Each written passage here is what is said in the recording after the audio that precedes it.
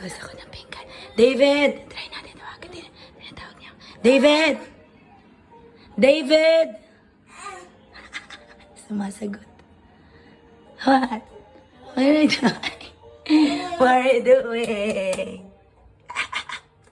David, are you answering? He said, hindi na siya ngayon makagapang. He cannot crawl anymore. When I'm washing the dishes, he's crawling to the kitchen, but now and then. The first time he crawled in the kitchen, you will hear he stopped up like that. And then he said, when he reached the kitchen and saw me, he said, you're so cute. Your TV is open. I love you. Yay, yay. This is your playhouse, your play area. I have so many work to do. Look at that. Oh, our beautiful friends will help me. All of these clothes will fold. I just finished washing the dishes and now I have to throw 4 trash. My goodness. I wish we have magic wand to magic wand everything inside the house. Okay, we love you, beautiful friends. Yay! He loves to be always with Mama.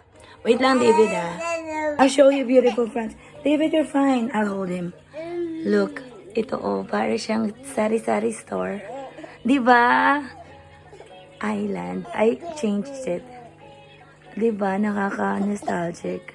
Parang ganito yung childhood. Hindi, joke lang. Maganda to Parang paradise, no? How I wish yung childhood ko ganito kaganda, be.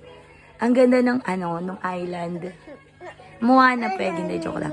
Ang ganda ng sari-sari store. Kung may bahay ako dito, feeling ko it's either yon kasi may mga plants and flowers.